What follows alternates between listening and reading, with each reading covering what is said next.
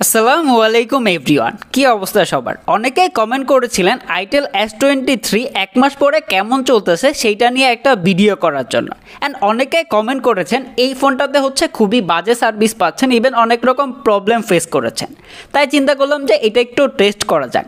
তাই 15 দিনের মতো এটা আমার কাছে রেখে টেস্ট করেছি। ইভেন আশেপাশে যারা এই ফোনটা ব্যবহার করতেছে তাদের কাছ থেকেও কিছু মতামত নিয়েছি। তাই আজকের এই ভিডিওতে সব কিছু আপনাদেরকে জানাবো যে এই ফোনটা শুধু কালারের জন্য নেবেন নাকি অন্যান্য জিনিসগুলো ভালো আছে এন্ড লং টাইমে কেমন হবে সেই সব কিছু। তাই ভিডিওটি ফুল দেখবেন, অবশ্যই সাবস্ক্রাইব করে নোটিফিকেশন বেল ওপেন করে রাখবেন। আর এই ফোনটি আমাদেরকে স্পন্সর করেছে এসকে টেলিকম। তাদের শপে আপনারা আইটেলের সকল স্মার্টফোন পেয়ে যাবেন। আর এই ফোনটি যারা পারচেস করতে যাচ্ছেন তারা এসকে টেলিকমে যোগাযোগ করতে পারেন। এইটা ছাড়া তাদের কাছে আপনারা সকল ধরনের স্মার্টফোন পেয়ে যাবেন। তো 1 নাম্বার পার্ট থেকে যদি শুরু করতে হয় তাহলে এই ফোনটি পারচেস করার মূল কারণ এর কালার চেঞ্জিং ব্যাক। অ্যান্ড এটা সত্যিই যে রোদে গেলে এটা কালার চেঞ্জ করে অ্যান্ড এটা একটা নতুন ইনোভেশন। বাট এটার একটা খারাপ দিক যে এটার জন্য অনেকেই দেখলাম যে ব্যাক কভার ব্যবহার করে না, যার জন্য এটাতে অনেক বেশি দাগ পড়ে যাচ্ছিল। যদিও আইটেল ক্লেম করেছে এটাতে নাকি দাগ পড়বে না, বাট সত্যি বলতে এটাতে দাগ পড়ে, যার জন্য ব্যাক কভার অথবা ব্যাক পলি মাস্ট বি লাগিয়ে রাখবেন। আর এটার যে ক্যামেরা মডিউলটা আছে এটা দেখতে ভালো লাগে, বাট এটা বড় অ্যান্ড উঁচু হওয়ার জন্য এটা যখন ফ্ল্যাট সারফেসে রাখা হচ্ছিল এটাতে দাগ পড়ে যাচ্ছিল, যার জন্য শুরুর দিকে যেমন আউটপুট দিচ্ছিল এটা পরবর্তীতে কন্টিনিউ থাকতেছিল না। আর এর কর্নারগুলো এজি টাইপের হওয়ার জন্য লং টার্মে অথবা ফোন যখন শক্ত হাতে ধরবেন তখন হাতে কিছুটা লাগে। এটা আমার কথা না, যারা ব্যবহার করতেছে তাদের ভাষ্যমতে। আর এই ফোনটার থিকনেস 8.4 মিলিমিটার আর এর ওয়েট 195 গ্রাম। এটার ওয়েট ডিস্ট্রিবিউশনটা আরেকটু ভালো হইতে পারতো, তাহলে লং টাইম ব্যবহার করতে গেলে ঠিকঠাক হইতো। তবে এটা কিন্তু ওয়ান হ্যান্ডের ফোন না, মানে 2 হাতে ব্যবহার করতে হবে, 1 হাতে ব্যবহার করতে গেলে প্যারা খাবেন।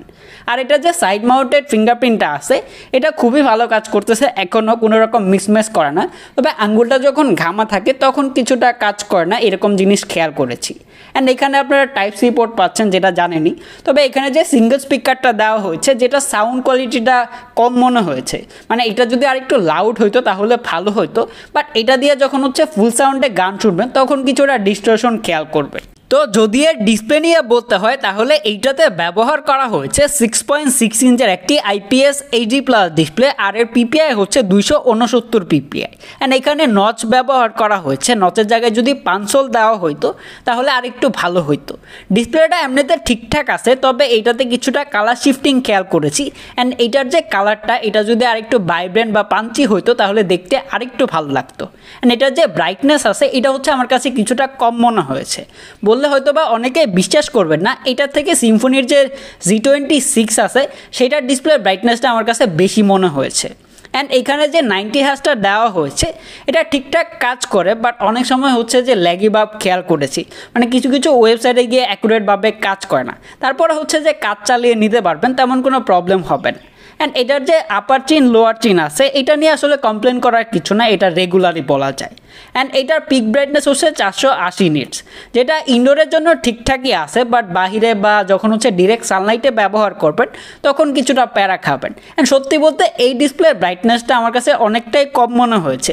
কেন জানি আশেপাশে এই প্রাইস পয়েন্টে যতগুলো স্মার্টফোন আছে সেই সবগুলো থেকে এইটার ডিসপ্লের ব্রাইটনেসটা কম ছিল। আর এই ফোনটির রেয়ারে থাকছে ডুয়েল ক্যামেরা সেটআপ, একটা 50 মেগাপিক্সেলের আর একটা 0.8 মেগাপিক্সেলের ডেপথ সেন্সর। তবে এখানে যে 50 মেগাপিক্সেলটা আছে এটা কিন্তু অরিজিনাল না, এটা ইউএসডি মোড হিসেবে কাজ করে। যখন আপনারা 50 মেগাপিক্সেল মোডে ছবি তুলবেন তখন নর্মালের থেকে কিছুটা ডিটেলস বাড়ে। তাছাড়া এটার ফ্রন্টে আসলেই পাচ্ছেন 8 মেগাপিক্সেলের সেলফি ক্যামেরা। অ্যান্ড এইটা দিয়ে আপনারা সর্বোচ্চ 1080p 30 fps এ ভিডিও রেকর্ড করতে পারবেন। তো এটার যদি পিকচার নিয়ে বলতে হয় তাহলে এটার পিকচারগুলো রেগুলার লাইফে ঠিকঠাক আছে, বাট এইখানে এক্সট্রা অর্ডিনারি, মানে 50 মেগাপিক্সেল অনুযায়ী তেমন কিছু করা হয় নাই। এখানে আরেকটু ডিটেলস বেশি থাকলে দেখতে ভালো লাগতো। তাছাড়া কালারটা একেবারে নর্মাল, মানে ন্যাচারাল প্রডিউসড করে। তবে অনেকে পাঞ্চি কালারটা একটু বেশি পছন্দ করে। তাছাড়া যদি এর পোর্ট্রেট মোড নিয়ে বলতে হয় তাহলে পোর্ট্রেট মোডের এই ডিরেকশন অ্যাকুরেট ছিল না। তাছাড়া এটা দিয়ে যখন পোর্ট্রেট মোডে ছবি তুলবেন হিউম্যান ফেসের বেলায় যে চেহারা বা ফেসটাকে কিছুটা রেডি স্টোন অ্যাড করে দেয়, যেটা অনেকের কাছে পছন্দ হবে না। তাছাড়া হচ্ছে যে সাবজেক্ট যখন ছোট হয় তখন হচ্ছে ফোকাস করতে অনেক বেশি প্রবলেম করে, ইভেন হচ্ছে অনেকবার ফোকাস করে না।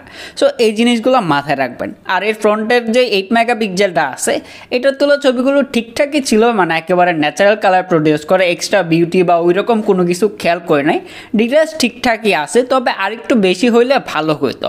আর এটা যে পোর্ট্রেট মোডটা আছে এখানেও ইমপ্রুভের দরকার আছে, মানে চুলের এরিয়া বা দাড়ি যেই কানের এরিয়াগুলো আছে এখানে হচ্ছে অ্যাকুরেটভাবে ডিটেক্ট করতে পারে না। পারফরমেন্স পার্টটা দেখার পর অনেকে আমাকে বকবেন, কেননা এইখানে যে কথাগুলো বলবো সেইগুলো হচ্ছে অনেকের কাছে ভালো নাই লাগতে পারে, বাট এইটাই হচ্ছে চরম সত্যি কথা।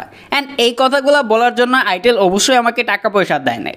এখানে যে চিপসেটটা ব্যবহার করা হয়েছে ইউনি এসওসি টাইগার T606, এটা অবশ্যই ভালো একটা চিপসেট। অ্যান্ড এখানে আপনারা 4GB পাশাপাশি 128GB ইন্টারনাল স্টোরেজ পেয়ে যাবেন। কিন্তু এই ফোনটা আসলে যেমন পারফর্ম করার কথা ছিল কেন জানি তেমন পারফর্ম করে নাই। কেন বললাম, এই ফোনটাতে হচ্ছে গেম লোড, তারপরে হচ্ছে অ্যাপস ওপেনিং, তারপরে অ্যাপস ইনস্টল যখন করতেছিলাম কেন জানি আমার কাছে কিছুটা স্লো মনে হয়েছে। এখন অনেকে বলতে পারেন যে এইটা আপনি কি করে বুঝলেন? এটার পাশাপাশি হচ্ছে আমার কাছে Z60 ছিল, ওইটাতেও সেম চিপসেটই ব্যবহার করা হয়েছে, বাট ওইটাতে হচ্ছে ইন্টারনাল স্টোরেজ কম। তারপরে অ্যাপস ওপেনিং বলেন, তারপরে হচ্ছে আমি যখন একসাথে দুইটা ইনস্টল করতেছিলাম সবসময় হচ্ছে Z60টা এগিয়ে ছিল এইটা থেকে। ইভেন হচ্ছে বেশিরভাগ ক্ষেত্রে তো Z60 হচ্ছে 50%-এর মতো ইনস্টল হয়ে গেছে, সেইখানে হচ্ছে এটা স্টার্ট করছে। তাছাড়া যদি বলতে হয় অন্যান্য যে কাজগুলো করতেছিলাম, যেমন হচ্ছে অ্যাপস ওপেনিং বা ব্যাকগ্রাউন্ডে হচ্ছে যে 10-12টা অ্যাপসের উপরে যখন চলে যায় বা 6-7টা অ্যাপসের উপরে চলে যায় তখন হচ্ছে এই ফোনটা হ্যাং করে, ইভেন হচ্ছে ল্যাগ করে। আর গেম প্লে নিয়ে বলতে গেলে অনেকে হচ্ছে Z60 প্লাসকে দোষ দেয় যে Z60 প্লাস হিট হয়। এই ফোনটা যে হিট হয় না এইটাকে বলবে, এইটাও হিট হয়। এটার যে ক্যামেরা পার্টটা আছে এখানে হচ্ছে সত্যিকার অর্থে অনেকটা হিট হয়। যখন হচ্ছে টানা আধা ঘন্টা বা 20 মিনিটের মতো গেম প্লে করবেন তখন হচ্ছে এই ফোনটা যথেষ্ট পরিমাণে হিট হয়, যেটা হওয়ার কথা ছিল না। আর যদি গেম প্লে নিয়ে বলতে হয়, এটা দিয়ে আমি কল অফ ডিউটি মোবাইল খেলেছিলাম। এটা হচ্ছে মিডিয়াম গ্রাফিক্সে হাই ফ্রেম রেটে সেট করে খেলা যায়, বাট অনেকক্ষণ খেলার পরে হচ্ছে এটা দিয়ে ফ্রেম ড্রপের দেখা পেয়েছি। অ্যান্ড অ্যাস্ট্রোনাইন খেলতে গিয়েও এটাই আমি খেয়াল করেছি। তাছাড়া ফ্রি ফায়ার বা অন্যান্য যে গেমগুলো আছে সেইগুলো ভালো ছিল, বাট ফ্রি ফায়ারে হচ্ছে যে আমার একটা ভাই সে বলল যে ওইটাতে হচ্ছে ল্যাগ বা হিকাপের দেখা পেয়েছে। সফটওয়্যার পার্টে এইটাতে ব্যবহার করা হয়েছে Android 12 আর এর ইউআইতে থাকছে itel os। itel os নিয়ে বলতে গেলে এইটা অনেকটা হচ্ছে টেকনো অ্যান্ড ইনফিনিক্সের মতোই। এখানে হচ্ছে কিছু ব্লোটওয়্যার আছে যেগুলো অনেকগুলো আপনারা চাইলে আনইনস্টল করতে পারবেন না। অ্যান্ড এটার জন্য হচ্ছে এটা কিছুটা র্যাম হাংরি ইউআই হয়ে যায়, যার জন্য আমার মনে হয়েছে যে যখন হচ্ছে অ্যাপস ওপেনিং বা অন্যান্য যে কাজ করতেছিলাম তখন কিছুটা ল্যাগ করে, এটার জন্য হইতে পারে। তাছাড়া যদি বলতে হয় এখানে আমার মনে হয় যে একে তো লাইট অ্যাপস ইনস্টল করা দরকার, তার উপরে হচ্ছে যে আইটেলের যদি কেউ শুনে থাকেন তাহলে হচ্ছে এই ইউআইটাকে আরেকটু ক্লিন করা দরকার, তাহলে আই হোপ যে আরেকটু বেটার পারফরমেন্স পাওয়া যাবে। ডে টু ডে মাল্টিটাস্কিংয়ের টুকটাক অ্যাডে দেখা পেয়েছি, বাট সফটওয়্যার ব্যাক তেমন কোনো কিছু খেয়াল করে নাই। পারফরমেন্সটা যেমনই থাকুক এটার ব্যাটারি ব্যাকআপটা খুবই ভালো ছিল। যারা হচ্ছে মডারেট ইউজার আছেন তারা হচ্ছে অনায়াসে 1 থেকে 1.5 দিনের মতো ব্যাটারি ব্যাকআপ পেয়ে যাবেন। আর যারা হচ্ছে হার্ডকোর ইউজার তারা হচ্ছে 8 থেকে 8.5 ঘন্টার মতো স্ক্রিন অন টাইম পাবেন। তবে যদি 90 হার্টজ ব্যবহার করেন তাহলে 7 থেকে 7.5 ঘন্টার মতো স্ক্রিন অন টাইম পেয়ে যাবেন।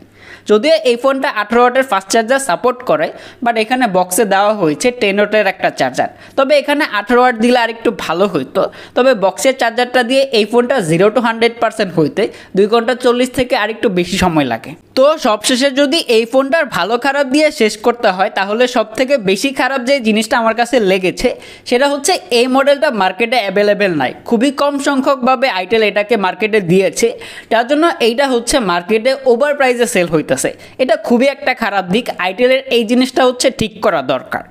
এরপরে যদি বলতে হয় ভালো ব্যাপারের ভিতরে হচ্ছে এইটার যে ডিজাইন এটা অবশ্যই ভালো একটা ডিজাইন, তবে দাগ পড়ে যাবে যার জন্য ব্যাক কভার লাগিয়ে রাখবেন। আর ক্যামেরাতে ইমপ্রুভ করার দরকার আছে, আর একটু ইমপ্রুভ করার দরকার। ইভেন হচ্ছে ডিসপ্লেটা যেটা আছে ডিসপ্লে ঠিক, বাট আর একটু ব্রাইট হওয়ার দরকার আছে।